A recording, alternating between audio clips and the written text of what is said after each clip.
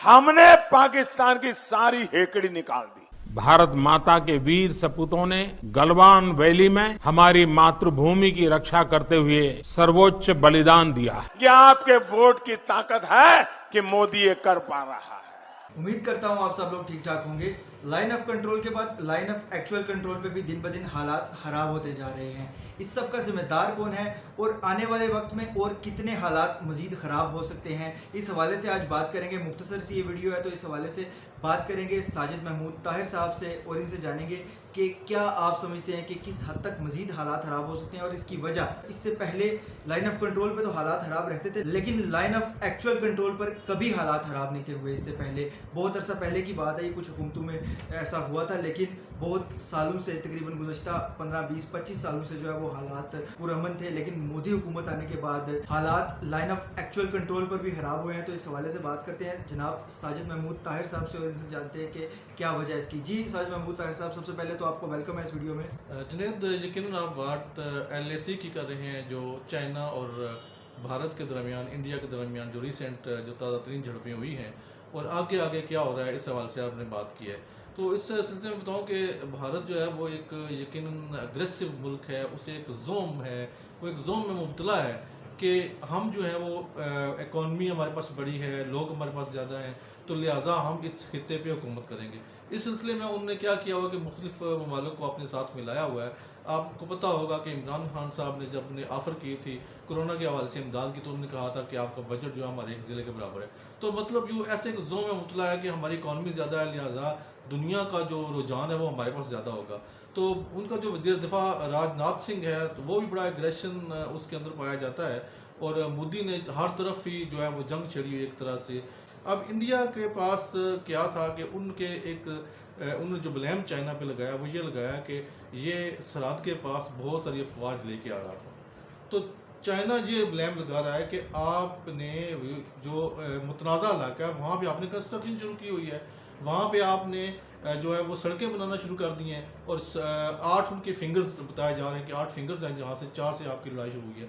तो ये जो है ना, ये आप कर रहे हैं। तो इन दोनों की तरफ से ऐसे ही बस झड़प बॉर्डर पे हुई और उसके बाद ये खूनी मार के में शामिल हो गई।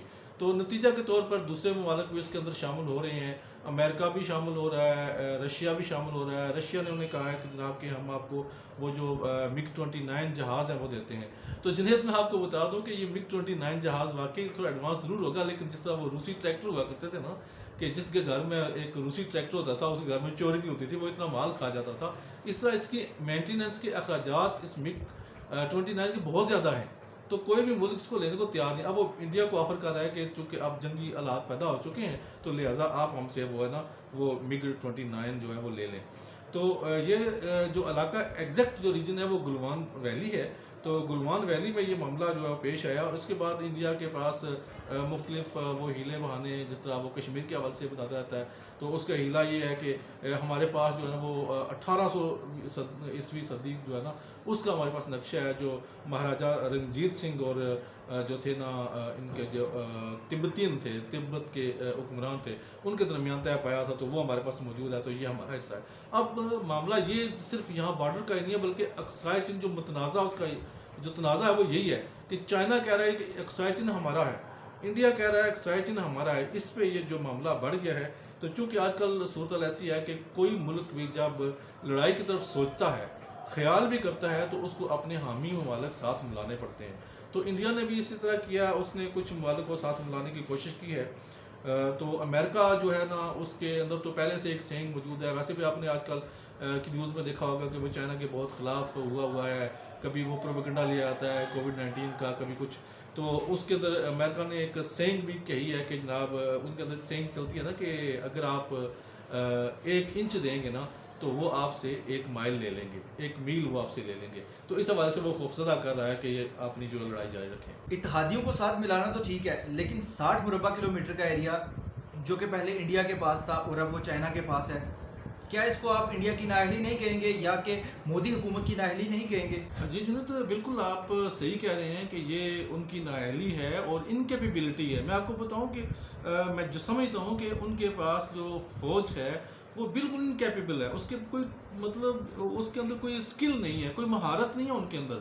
اگر وہ MiG 29 لے لیتے ہیں, اگر وہ رافیل منگا لیتے ہیں, کچھ کر لیتے ہیں, لیکن اگر ان کے پاس اچھے ایک فوجی, ایک اچھا سپاہی نہیں ہے نا, تو وہ ناکام ہے. لیکن جہاں تک بات کی آپ نے کہ وہ 60 مائلز کا علاقہ ہے, 60 کلومیٹرز کا اسکوائر کلومیٹرز کا جو علاقہ وہ چائنا نے لے لیا. بیسیکلی یہ متنازع علاقہ تھا, یہ میں آپ کو بتا دوں. یہ نہ تو چائنا کا ڈکلیئر ہے نہ انڈیا کا ڈکلیئر ہے, یہ متنازع علاقہ ہے. چونکہ نہرو نے اکسائی چین پہلے چائنا کو دے دیا تھا, اب وہ مکر رہے ہیں. یہ حساب ہو رہا ہے جس طرح وہ بابری مسجد کا ہوا تھا, تو یہ اسی طرح کا حساب کتاب لگا رہے ہیں کہ ہم نے بابری مسجد گرا دی تھی, ہم نے کہا تھا نہیں یہ جو پہلے یہاں پہ مندر ہوا کرتا تھا. تو اس طرح کی یہ ڈرامہ بازی, اور اس کے اندر پاسبلٹی ہے, بہت زیادہ ممکن ہے کہ وہ اپنے الیکشن کی رائے ہموار کرنے کے لیے اس طرح کے اوچھت کنڈے کر رہا ہے. لیکن چائنا نے ایک اور بات کی ہے, چائنا نے کہا ہے کہ میں بھارت کے 7 چھوٹے چھوٹے ملک بنا سکتا ہوں, اور وہ بنا سکتا ہے, ہمیں یقین ہے وہ بنا سکتا ہے. ٹھیک ہے, تو یہ جو اس طرح کے اوچھت کنڈے ہیں یہ اس کو لے ڈوبیں گے. اس کو پتہ نہیں ابھی یہ جو کشمیر کے حوالے سے آپ کو پتہ ہے کہ 370 اس نے ریموو کیا تھا, تو سارے علیحدہ ریاستیں جو تھیں وہ کس طرح آؤٹ کھڑی ہوئی تھیں. تو یہ ایک دن ایسا آئے گا کہ وہ انڈیا کو گھٹنے ٹیکنے پڑیں گے. اور جہاں تک فیوچر کی بات ہے, آپ نے سوال میں پہلے کر دیا تھا مجھ سے کہ اب اس کا فیوچر کیا ہوگا. فیوچر کچھ نہیں ہونے والا, میری نظر میں فیوچر بالکل کچھ نہیں ہونے والا. تھوڑا شور شرابہ ہوگا, تھوڑی ممالک ایک دوسرے میں آپس میں انڈرسٹینڈنگ کریں گے, رائے ہموار کریں گے. اور یہ پاسبلٹی ہے کہ جو چائنا ہے وہ اپنا جو اس نے ابھی کیپچر کیا ہے جو 60 اسکوائر کلومیٹر کا علاقہ, وہ ہو سکتا ہے وہ چھوڑ کے واپس چلا جائے.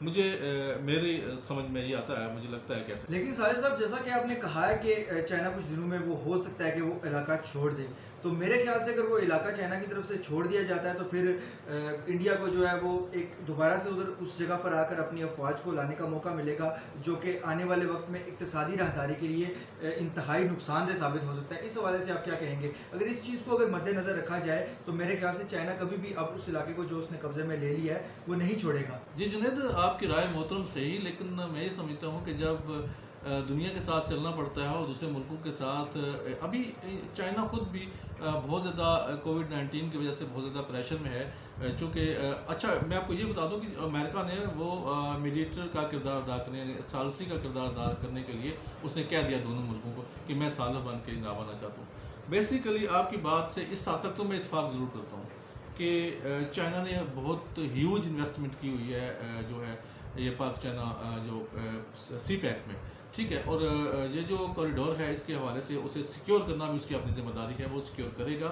اس کے لیے اسے جو بھی کرنا پڑا وہ یقیناً کرے گا. یہ ایک گیم چینجنگ پلان تھا, پوری دنیا کی گیم چینج ہو رہی تھی, اقتصادی معاملات چینج ہو رہے ہیں. آپ کی بات سے مجھے اتفاق ہے, لیکن پھر بھی میں یہ سمجھتا ہوں کہ چائنا جو ہے نا وہ اسے یہ جو آکوپیشن اس کی ہے, جو اس نے ایگریشن کی ہے, اسے واپس اپنے جو LAC پہ یعنی کہ لائن آف ایکچوئل کنٹرول پہ جانا پڑے گا. اور یہ کہ کچھ اس کے اگینسٹ اس نے کچھ معاہدے یقیناً کرا لینے ہیں انڈیا سے کہ آپ وہاں جا کے اس جگہ پہ آپ جا کے کوئی پنگے بازی نہیں کرو گے. جی تو ناظرین, آج کی ویڈیو ہماری کچھ مختصر ہونے والی تھی لیکن تھوڑی سی طویل ہو گئی ہے ہمارے ٹائم کے حساب سے, کیونکہ ہم نے جو وقت مقرر کیا تھا اس کے لیے اس سے تھوڑا سا آگے چلی گئی ہے. لیکن ابھی اس کو یہیں پر ختم کرتے ہیں, آنے والے دنوں میں کچھ اور نئے ٹاپکس کے ساتھ آپ کے سامنے پھر حاضر ہوں گے. ابھی مجھے اس ویڈیو سے اجازت دیجیے, اور اگر یہ ویڈیو آپ کو پسند آتی ہے تو اس کو لائک, شیئر اور اس پہ کمنٹ کرنا مت بھولیے گا. اللہ حافظ.